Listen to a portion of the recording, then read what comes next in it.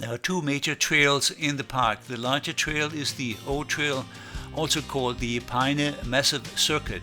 It is walked counterclockwise. The other trail is the W Trail, which is part of the O Trail but also includes two dead-end side trails into the Francis Valley and the Torres Valley. This video covers the hiking and tent camping from the central Torres campsite to the Paso campsite. The video is part 2 of a 5-part coverage. The links to the individual parts are found in my YouTube repository here.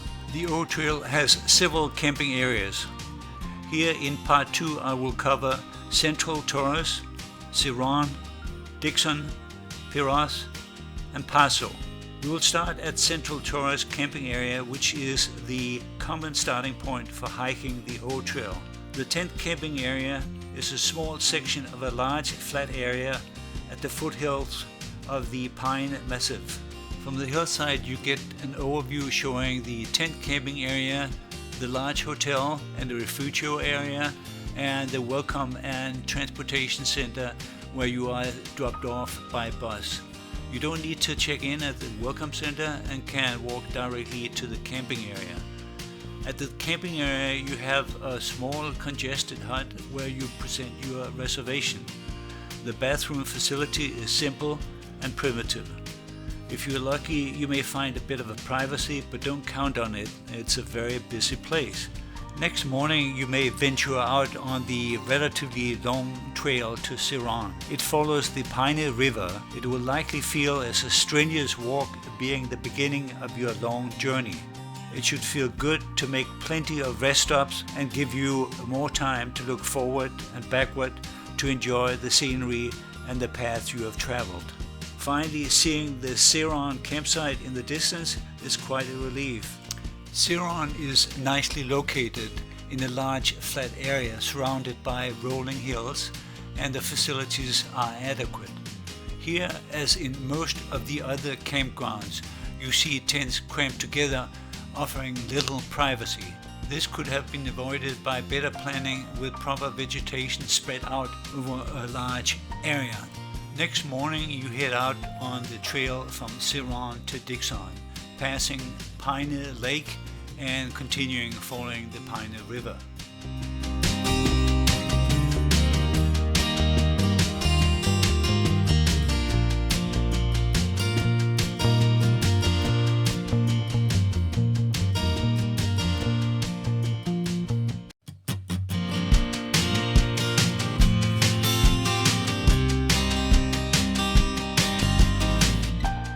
Towards the end of Paine Lake, you will get to the Corian Guard Station.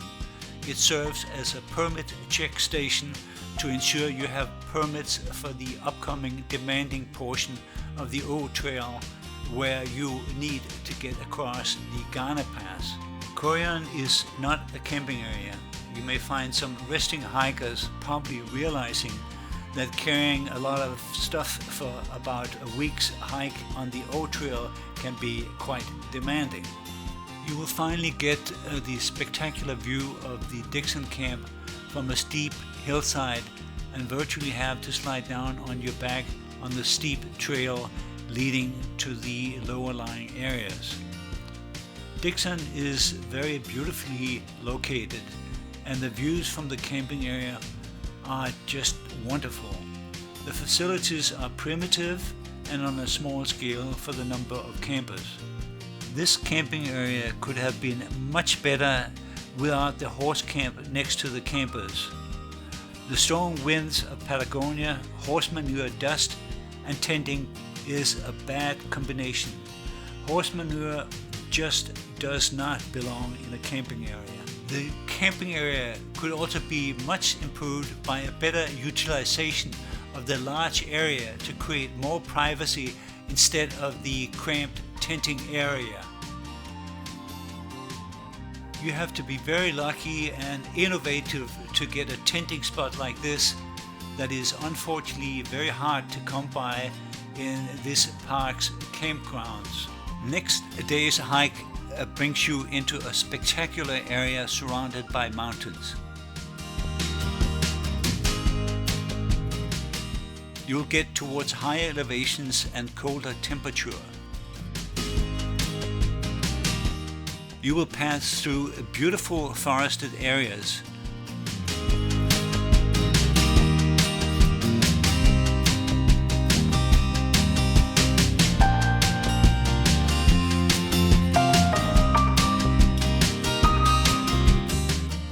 You may meet a convoy of horses that should not share the hiking trail in a popular park designated as a national park.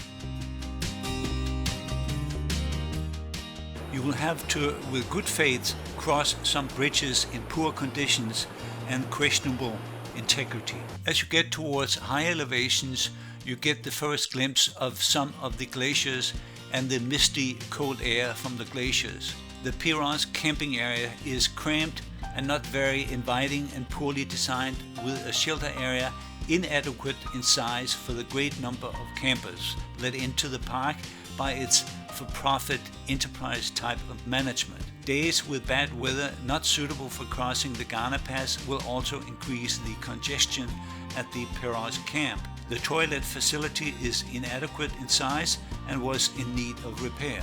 You may be lucky to experience as nice weather as I did in my summertime solo crossing of the Ghana Pass in the demanding hike from Piros to Paso.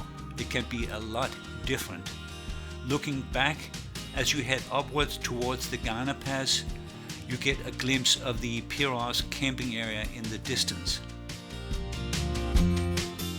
Looking upward, you may see some hikers negotiating the uneven ground in the slow approach to the Ghana Pass. You will begin to see the spillovers of some of the smaller glaciers. Finally, you'll get to a few stakes and rock pilings marking the Ghana Pass crossing. Hopefully, you will take enough time to marvel over the breathtaking view of the majestic, huge Great Glacier unfolding right in front of you.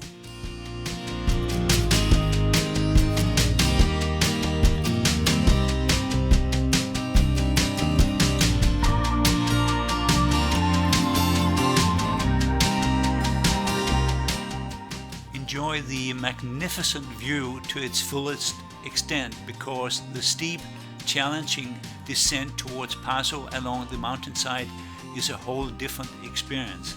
The poor condition, difficulty and danger of the trail is poorly communicated by the park, tempting inexperienced hikers to venture out on the old trail. As you descend, you get closer to the glacier and get some great views of the glacier before you arrive at Paso.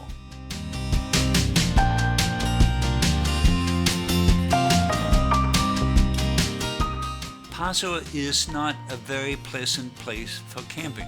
It has some disgusting toilet facility and poorly designed and maintained tenting area.